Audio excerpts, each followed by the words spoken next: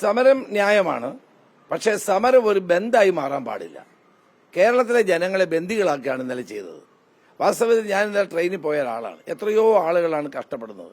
പണിമുടക്ക് ന്യായമാണ്. കേന്ദ്ര ഗവൺമെന്റിന്റെ തൊഴിലാളി വിരുദ്ധ നടപടികൾക്കെതിരായും ലേബർ കോഡിനെതിരായും സമരം വേണം, സംശയം വേണ്ട. പക്ഷേ അതൊരു മറ്റു സംസ്ഥാനങ്ങളിലൊക്കെ സമരം ഉണ്ടായിരുന്നു. അവിടെ ജനജീവിതം സ്തംഭിപ്പിക്കത്തക്ക നിലയിലുള്ള ബന്ധായി മാറിയില്ല. ആ കാലം കഴിഞ്ഞു. അതിലൊരു കാലം ഉണ്ടായിരുന്നു. നമ്മൾ ഇനി അത് പുനർചിന്തനം നടത്തണം. തൊഴിലാളികൾ അവരുടെ ന്യായമായ അവകാശങ്ങൾക്ക് വേണ്ടി സമരം ചെയ്യുന്നതിന് ഞങ്ങളാരും എതിരല്ല. കേന്ദ്രം നടത്തുന്ന തൊഴിലാളി വിരുദ്ധ സമീപനങ്ങൾ അവസാനിപ്പിക്കേണ്ട കാലമായിരിക്കുന്നു. അതിനെതിരെ യോജിച്ച പ്രക്ഷോഭം വേണം. പക്ഷേ കേരളത്തിൽ മാത്രം അത് ബന്ധായി പരിണമിച്ചതിൽ ജനങ്ങൾക്ക് വലിയ അമർഷമുണ്ട്. ഇത് നമ്മുടെ രാഷ്ട്രീയ പാർട്ടികളും തൊഴിലാളി സംഘടനകളും അത് മനസ്സിലാക്കണം. ആളുകളെ ഭീഷണിപ്പെടുത്തി കടയടക്കുകയും സ്ഥാപനങ്ങൾ തുറക്കാതിരിക്കാൻ നടത്തുകയും ചെയ്യുന്ന കാലം കഴിഞ്ഞുപോയി. അതിനൊരു കാലം ഉണ്ടായിരുന്നു. ഇപ്പോൾ ബോംബെയിൽ അല്ലെങ്കിൽ ഡൽഹിയിലൊന്നും ഈ സമരങ്ങൾ ഉണ്ടായിരുന്നു. പക്ഷേ അവിടെയൊന്നും ജനജീവിതം സ്തംഭിച്ചില്ല.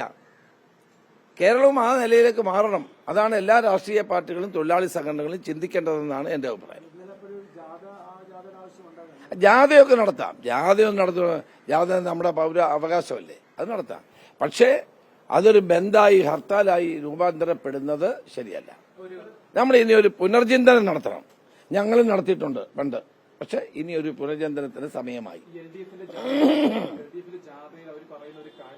2015 UDF സർക്കാരും 2016 ശേഷമുള്ള LDF സർക്കാരും തമ്മിലുള്ള ഒരു കമ്പാരിസൺ നടത്തിയാണ് ഈ വോട്ട് ചെയ്യേണ്ടതെന്നാണ് അവർ പറഞ്ഞുകൊണ്ടിരിക്കുന്നത്. തീർച്ചയായിട്ടും ഇവിടെ 1.5 ലക്ഷം കോടി രൂപയുടെ കടമായിരുന്നെങ്കിൽ 6.5 ലക്ഷം രൂപയുടെ കടമായി. ജനങ്ങൾ ചിന്തിക്കണം, എന്താണ് ഇവിടെ നടക്കുന്നത്.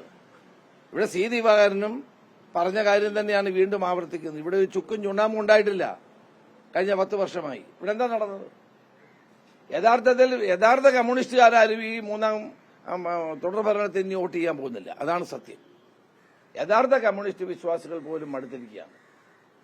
ഇത് ഭരണത്തിന്റെ ആനുകൂല്യങ്ങൾ പറ്റുന്ന കുറെ ആളുകൾക്ക് മാത്രമാണ് ഇപ്പോൾ മൂന്നാം തുടർ ഭരണം വേണമെന്നുള്ള ആഗ്രഹമുള്ളത്.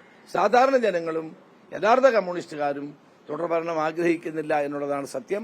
അവരുടെ ശബ്ദമാണ് സാറാ ജോസഫിന്റെയും സച്ചിദാനന്ദന്റെയും വായിൽ നിന്ന് പുറത്തു വന്നത്.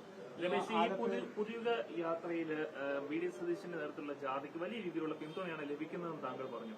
അപ്പോൾ ഈ തെരഞ്ഞെടുപ്പിൽ വി.ഡി. സതീശനെ ഒരു മുഖമായി ഉയർത്തിക്കാട്ടുകയാണോ UDF അധികാരം ലഭിച്ചാൽ മുഖ്യമന്ത്രി പദത്തിലേക്ക്? കേരളത്തിലെ കോൺഗ്രസിന് അത് നേരത്തെ വ്യക്തമാക്കിയിട്ടുള്ളതാണ്.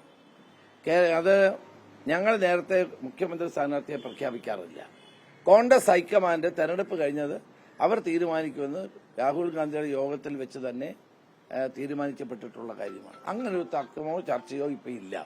ഇപ്പൊ ഞങ്ങളുടെ മുമ്പിലുള്ള അജണ്ട കേരളത്തിലെ മുഴുവൻ കോൺഗ്രസ് UDF പ്രവർത്തകരെയും ഒരു കുടക്കീഴിലാക്കിക്കൊണ്ട് ഒരു ഭരണമാറ്റത്തിന് വേണ്ടിയിട്ട് സർവ്വസജ്ജരായി പ്രവർത്തന രംഗത്തിറങ്ങുക എന്നുള്ളതാണ്. എല്ലാവരും ഒരു മനസ്സോടെ പ്രവർത്തിക്കാനുള്ളതാണ്. പ്രചരണ സമിതിയുടെ ചെയർമാൻ എന്ന നിലയിൽ എന്റെ ഉത്തരവാദിത്വം അതാണ്. എല്ലാവരെയും യോജിപ്പിച്ചുകൊണ്ട് ഒരു കുടക്കീഴിൽ അണിനിരത്തിക്കൊണ്ട് ആർക്കെങ്കിലും അഭിപ്രായ വ്യത്യാസം ഉണ്ടെങ്കിൽ അവരെല്ലാം പറഞ്ഞ് യോജിപ്പിച്ച് സമൂഹത്തിലെ എല്ലാ വിഭാഗങ്ങളെയും യോജിപ്പിച്ചുകൊണ്ടുള്ള ഒരു ജനകീയ മുന്നേറ്റമാണ് കോൺഗ്രസ് ഹൈക്കമാൻഡ് ആഗ്രഹിക്കുന്നത്. അതിനു വേണ്ടിയിട്ടാണ് ഞങ്ങൾ എല്ലാവരും പ്രവർത്തിക്കുന്നത്. പരാജയപ്പെടുന്നവരെ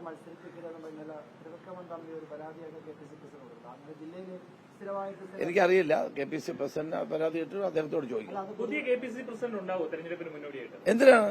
ഇപ്പോൾ KPC പ്രസിഡന്റ് ഉണ്ടല്ലോ. അല്ല, അതൊക്കെ പാർട്ടി ഹൈക്കമാൻഡ് തീരുമാനിക്കും. അല്ല, അത് പാർട്ടി ഹൈക്കമാൻഡാണ് അത്തരം കാര്യങ്ങൾ തീരുമാനിക്കുക. നമ്മളൊരു അത്തരം കാര്യങ്ങളുടെ അഭിപ്രായം പറയുന്നത് ശരിയല്ല. പിന്നെ സണ്ണി ജോസഫ് നല്ല നിലയിൽ പ്രവർത്തിക്കുക, എല്ലാവരെയും കൂട്ടി യോജിപ്പിച്ചുകൊണ്ട് KPCC പ്രസിഡന്റ് മികച്ച പ്രകടനം തന്നെയാണ് കാഴ്ചവെക്കുന്നത്.